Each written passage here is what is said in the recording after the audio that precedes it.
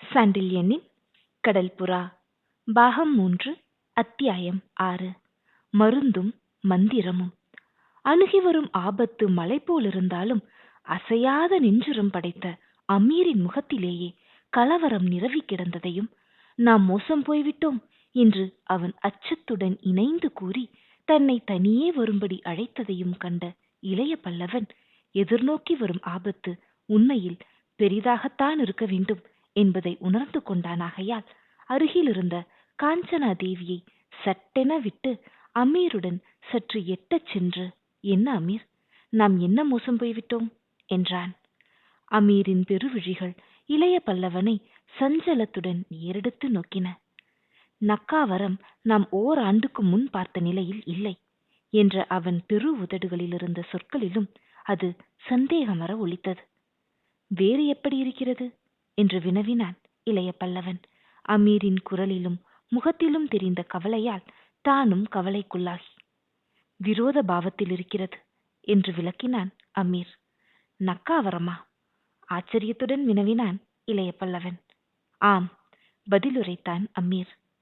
நக்காவரம் தமிழர்கள் வசமில்லையா என கேட்டான் இளைய பல்லவன். இல்லை என்று தெரிகிறது என்றான் அமீர். அங்குள்ள சோழ நாட்டு படைப்பகுதி என கேட்டான் இளைய பல்லவன். என்ன ஆயிற்றென்று தெரியவில்லை என்றான் அமீர். இதெல்லாம் உனக்கு யார் சொன்னார்கள் என கேட்டான் இளைய பல்லவன்.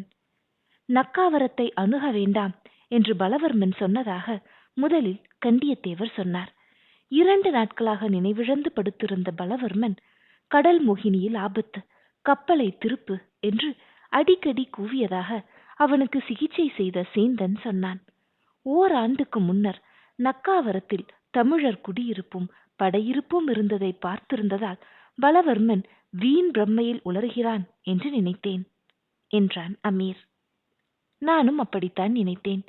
என்னிடமும் கடல் மோகினியில் ஆபத்து காத்திருப்பதாக பலவர்மன் கூறினான். தமிழர் குடியிருப்பில் தமிழர் ஆதிக்கத்துக்குள் இருக்கும் அந்த தீவுகளில் என்ன ஆபத்து இருக்க முடியும் என்று நானும் தான் எண்ணினேன் என்றான் இளைய பல்லவன்.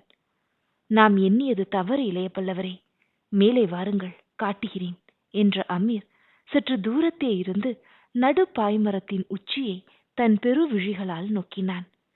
அமீரின் நோக்கம் இன்னதென்று புரிந்து கொண்ட இளைய பல்லவன் காஞ்சனா தேவியை அணுகி அவளை தனது அறைக்கு போக சொல்லிவிட்டு அமீருடன் நடு பாய்மரத்தண்டில் ஏறி சென்றான். மரத்தில் தொற்று ஏறும் மந்திகளை விட அதிக லாவகமாகவும் துரிதமாகவும் பாய்மரத்தண்டில் ஏறி சென்ற அமீரையும் இளைய பல்லவனையும் அவர்கள் உச்சியை அடையும் வரையில் பார்த்து கொண்டு தளத்தின் மீதே நின்ற காஞ்சனா தேவி உள்ளே எழுந்த விசாரத்தின் விளைவாக பெருமூச்சொன்றை விட்டுவிட்டு அக்ரமந்திரத்தை நோக்கி நடந்தாள். நடு பாய்மரத்தின் உச்சி கருகில் இருந்த சக்கரவட்ட மரப்பலகையில் அமீருடன் நின்று கொண்ட இளைய பல்லவன் தூரத்தே தெரிந்த நக்காவரம் தீவுகளை நோக்கி கண்களை ஓடவிட்டான். 4 பெரும் தீவுகளையும் புள்ளி புள்ளியாக பல திட்டுகளையும் கொண்டிருந்த நக்காவரம் தீவு கூட்டத்தை கடல் மோகினியின் புஷ்ப ஒட்டியானம் என்று தமிழர்கள் அழைத்ததில் தவறில்லை என்று இளைய பல்லவன் அந்த வினாடியில் நினைத்தான்.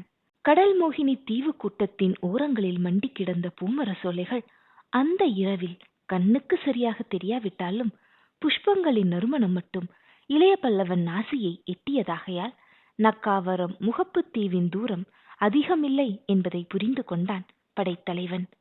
தூரத்தே அடர்த்தியாக கரேல் என தெரிந்தது கரையோர தோப்பில் ஒன்றாகத்தான் இருக்க வேண்டும் என்று தீர்மானித்துக் கொண்ட இளைய பல்லவன் மீண்டும் அந்த திசையிலேயே கண்களை ஊன்றிக்கொண்டு, கடல் மோகினியின் முகப்பு தீவுக்கு அரைக்காத தூரமே இருக்கிறது அமீர் என்று உள்ளத்தில் எழுந்ததை வெளிப்படையாகவும் காரணமாகவே சொன்னான். படைத்தலைவர் ஊகத்தில் தவறில்லை என்று ஆமோதித்தான் அமீர். தரை அரை காதத்திற்குள் இருந்தால்தான் புஷ்ப வாசனை நாசியை எட்டும் என்று புதிதாக கண்டுபிடித்து விட்டவன் போல் கூறினான் படைத்தலைவன். ஆம், ஏதோ ஆமோதிக்க வேண்டும் என்பதற்காக வந்தது அமீரின் பதில். நமக்கும் கடல் மோகினி கரைக்கும் உள்ள தூரம் அதிகம் இருந்தால் கரையோ தோப்போ கண்ணுக்கு புலப்படா என்றான் இளைய பல்லவன். ஆம் என்றான் அமீர்.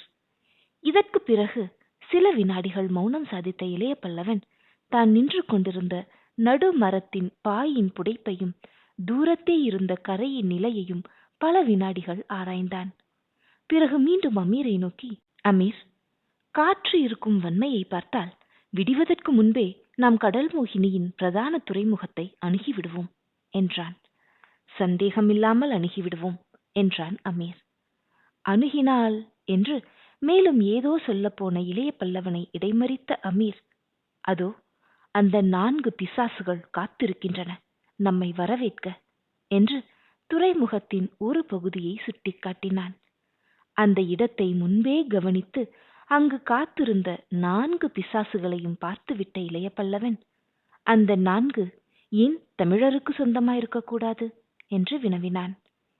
துறைமுகத்தை அடுத்துள்ள கோட்டையின் ஸ்தூபி அதோ அந்த தோப்புக்குள் தெரிகிறதல்லவா என்று தீவில் இருந்த ஓரிடத்தை சுட்டிக்காட்டினான் அமீர்.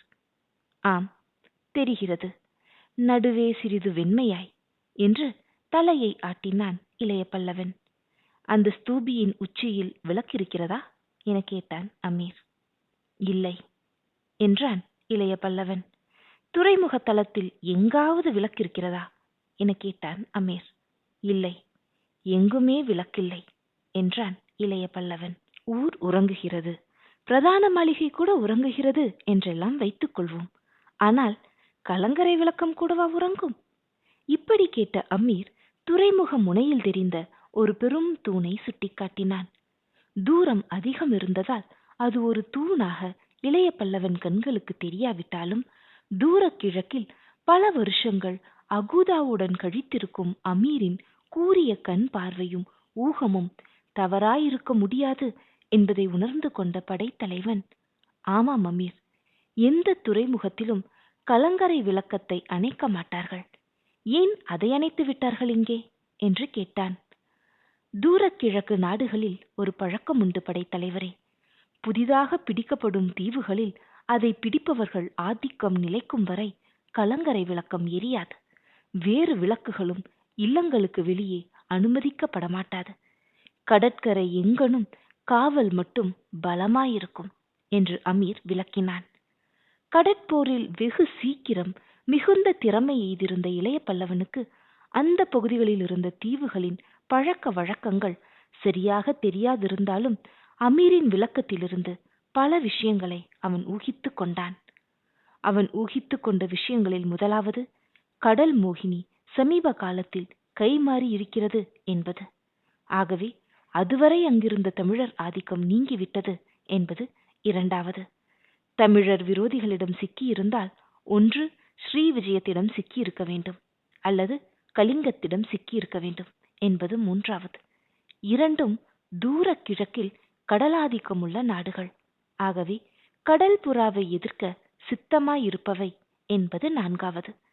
எதிரே தூரத்தில் துறைமுகத்தில் தெரிந்த 4 பிசாசுகளும் 4 பெரும் மரக்கலங்கள் என்பது ஐந்தாவது. ஆறாவதும் ஒன்று இருந்தது. ஆனால் அந்த கேள்விக்கு மட்டும் விடை கிடைக்கவில்லை. கடல் மோகினி கலிங்கத்திடம் இருந்தாலும் ஸ்ரீவிஜயத்திடம் இருந்தாலும் பலவர்மன் அச்சமுற காரணமில்லை. அப்படியானால் ஏன் திகில்படுகிறான் அவன் என்று தன்னைத்தானே கேட்டுக்கொண்டான் இளைய பல்லவன்.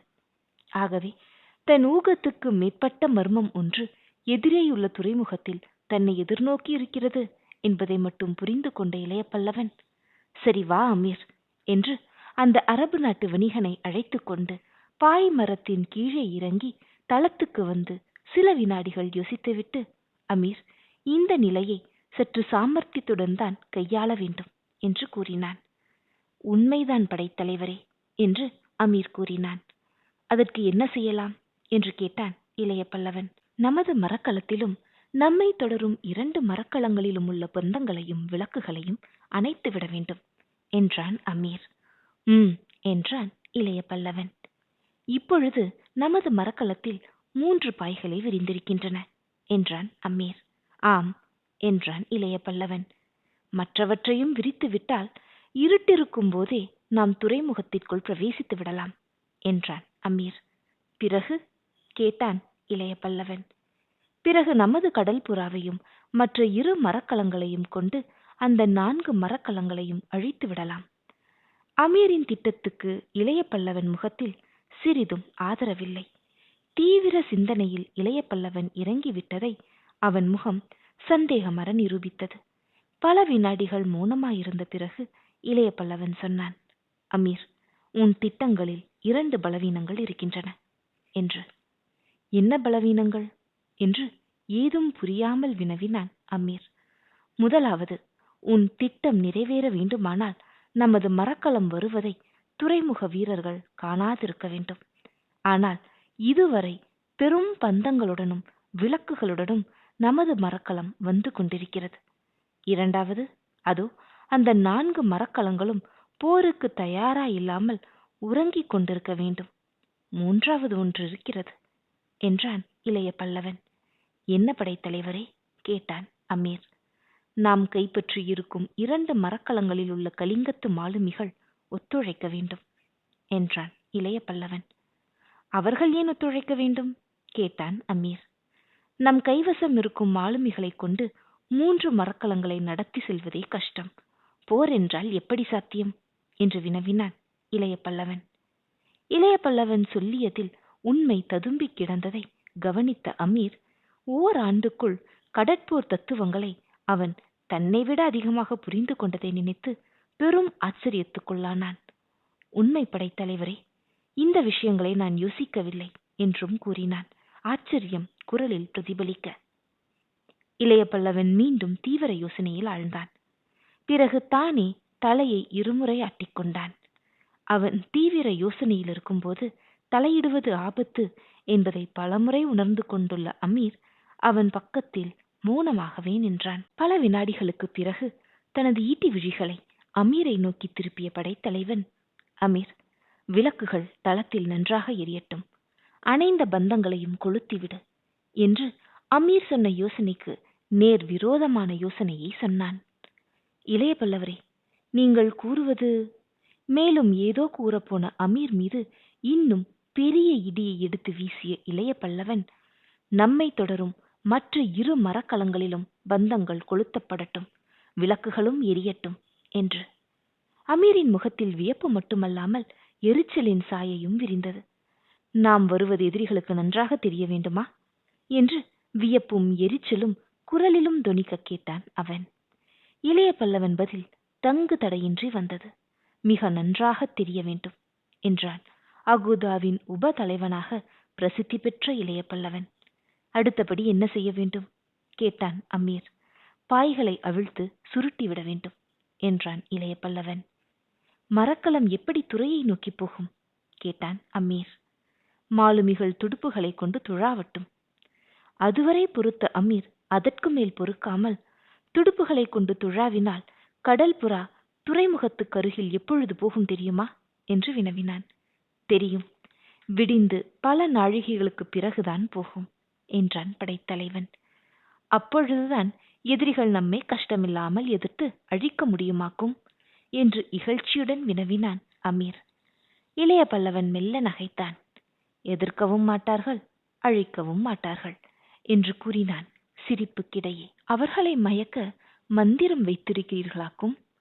அமீரின் அந்த கேள்வியில் இகழ்ச்சி அதிகமாக ஒலித்தது. மந்திரமும் வைத்திருக்கிறேன், மருந்தும் வைத்திருக்கிறேன்.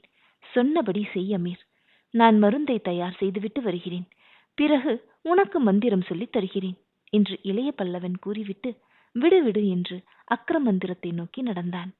இளைய பல்லவன் ஏதோ பெரும் திட்டத்தை வகுத்து விட்டான் என்பதை மட்டும் அமீர் புரிந்து கொண்டானேயொழிய அத்திட்டம் என்ன என்பது அவனுக்கு புரியவில்லையாகையால் முகத்தில் மிகுந்த குழப்பத்துடன் இளைய பல்லவன் போவதை பார்த்து கொண்டே நின்றுவிட்டு பிறகு படைத்தலைவன் இட்ட கட்டளைகளை நிறைவேற்ற சென்றான்.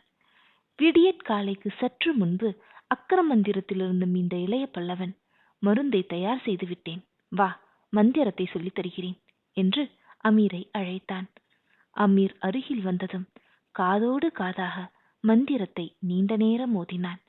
மந்திரத்தின் சக்தி அளவிட முடியாததாயிருக்க வேண்டும். அமீரின் முகத்தில் அதுவரையில் இருந்த கலக்கம், குழப்பம், சோர்வு அனைத்தும் மறைந்தன. வெற்றி குறி பறந்துலாவியது.